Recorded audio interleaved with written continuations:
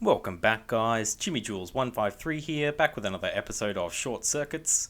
Today we'll be looking at how to make a puppet with a combo attack. You can see we've got our training dummy over here, and if I attack him 3 times in a row, I can complete a combo. He does a punch, a shove, and then a kick. You can see that if we don't hit the attack button fast enough, the combo will reset back to the first attack. So we're just going to be going through how to create this today. First of all, we're going to start off with a blank puppet, so we'll just go and grab one of those. We'll plunk that down and we'll jump into the puppet logic. We'll remove the follow behavior and the level complete logic because we don't need that. And we're going to add a microchip to the controller sensor chip over here. And we'll rename this one attack. Now the first thing we'll do is put down a node so that we can wire our button into it. We're going to use the square button for this attack, but you can of course use whichever button you like. We'll grab out the square output and just plug that directly into our input node. Now for this to work, we're going to need something to cycle through a bunch of outputs. For this, we're going to use a selector, because we can use the next and the previous input ports. We're also going to need something to control when the player can press the button, and for this, we'll use a counter. When the player presses the button, we want this counter to increase and output a signal to the move to next output port on the selector. I'm just going to set this controller sensor to remote control just while we're testing this, so you can see how it all works. If we press play at the moment and hit square, you can see that the counter increases to full and sends a signal to the move to next output port on the selector. If I press square again, that signal won't go through because the counter is already full. We'll create something shortly to reset this counter so that the player can press the button again and perform the next attack. We're going to be using timelines to control our damage and animations, and they also have some really useful features that we'll take advantage of to make this all work. And we're just going to create a quick animation for the first attack. We'll shrink this timeline all the way down because we don't need it for very long.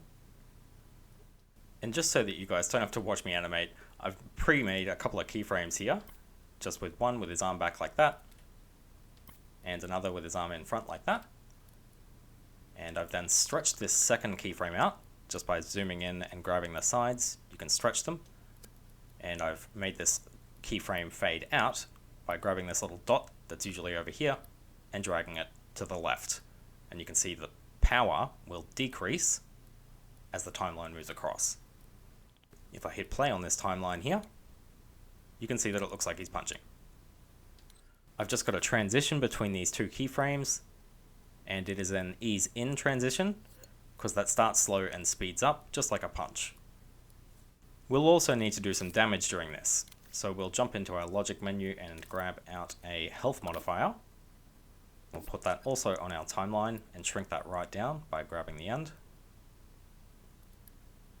And we want to make this as long as we want to be doing damage. So I really want the puppet to be doing damage from when his fist is about there.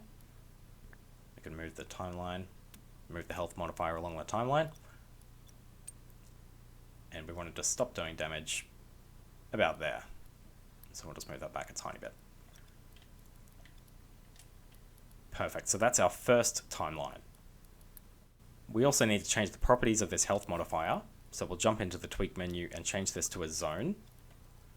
And we're just going to make this a square for this time, but you can obviously make this whatever shape you like, depending on your setup. And we're just going to move this health modifier zone into the right spot so that it would deal damage as though he's punching in this area.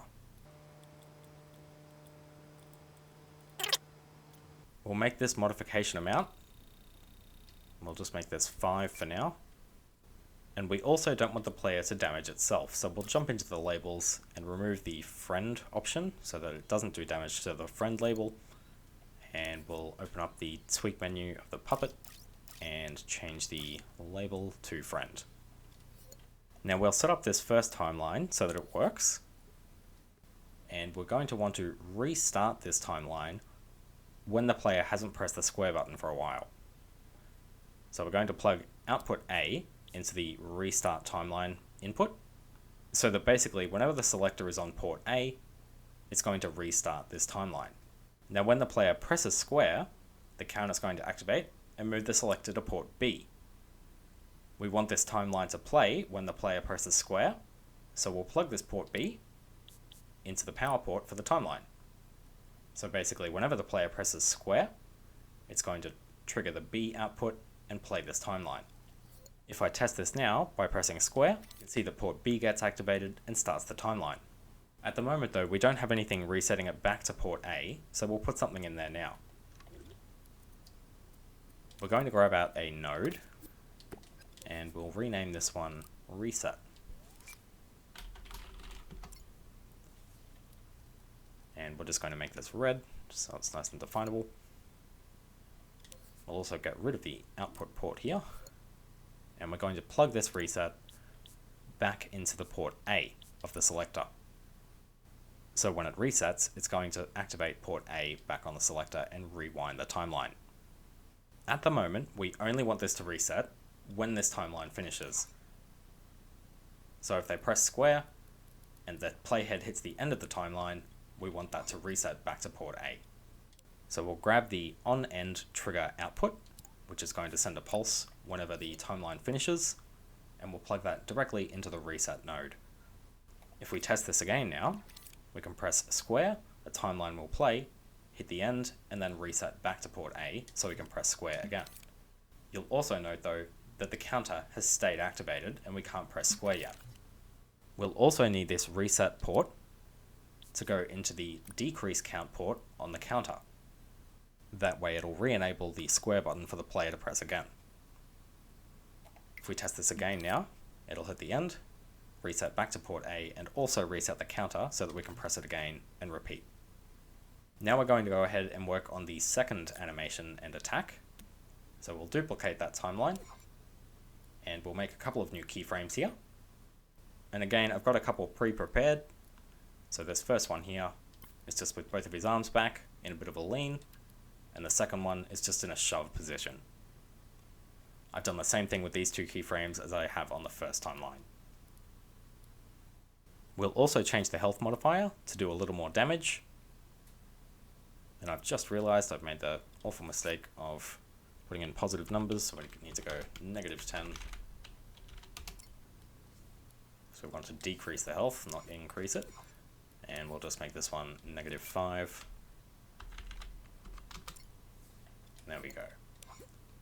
We're basically going to want to do the same thing with the second timeline as we did the first.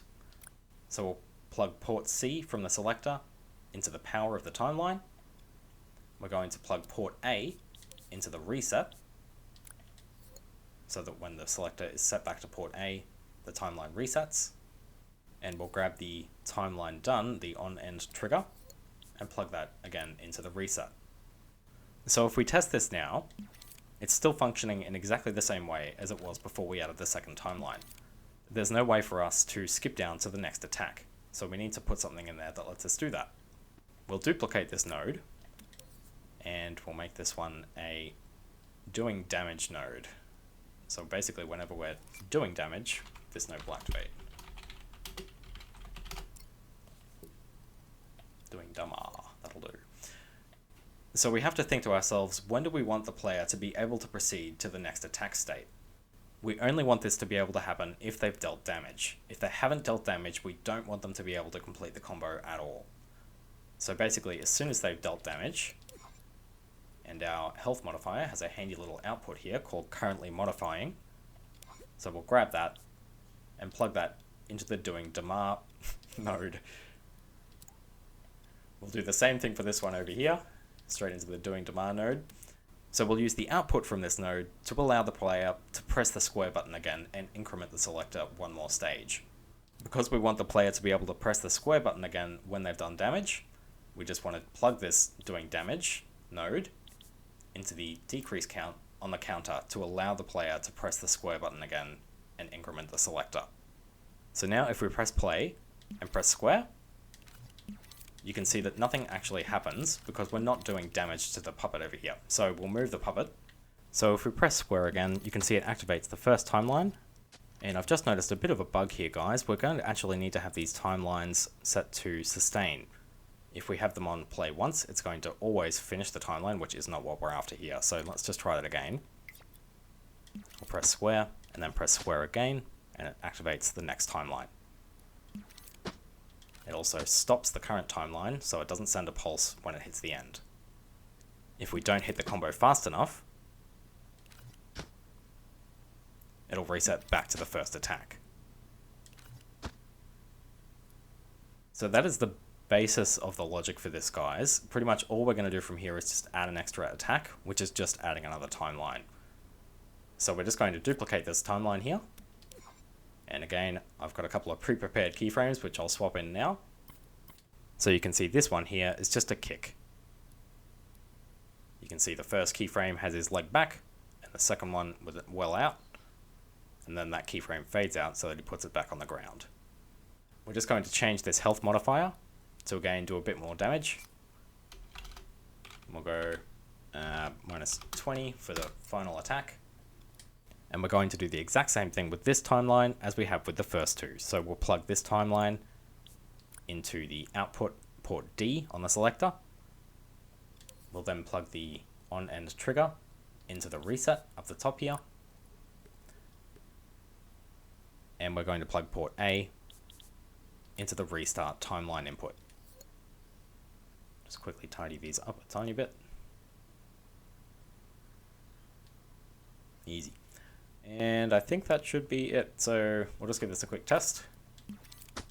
First one, second one, third one. That all works nicely.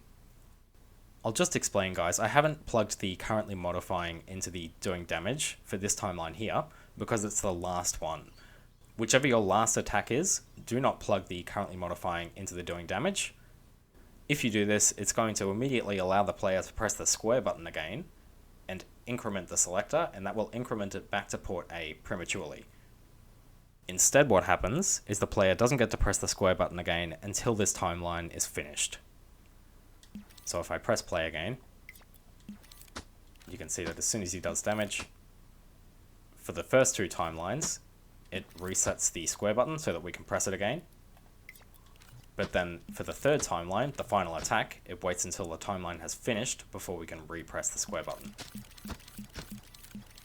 Let's say we wanted to increase the cooldown a bit for this, so that if they complete the combo, there's a bit of a period where they can't do it again. If we want to do that, we can just drag this timeline out. Let's make it another second.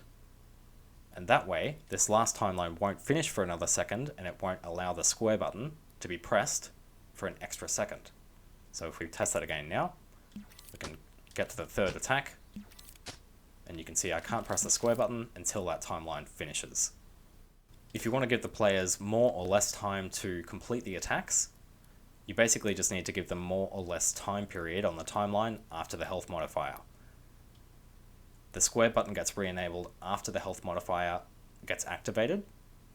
So the less time there is between the health modifier and the end of the timeline, the less time the player will have to press the button to complete the combo. If you want to be really lenient and give them lots of time, you can increase the timeline out here, and it will give them lots of time to complete the combo. So you can see if we test that now, I can press the combo now, and it'll still go to the next one. Whereas if we drag that way back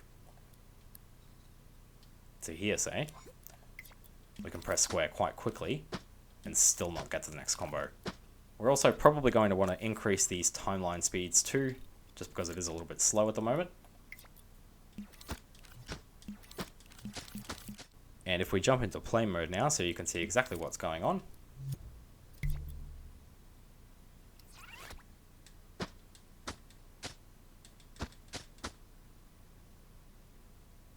You can see that if we press the square button and don't press it again fast enough, he'll complete the same attack. But if we press it fast enough after we've done damage, he'll complete the combo. You can also see that the player does more damage with the further attacks. So the first attack will do 5 damage, the second attack will do 10, and the third attack will do 20.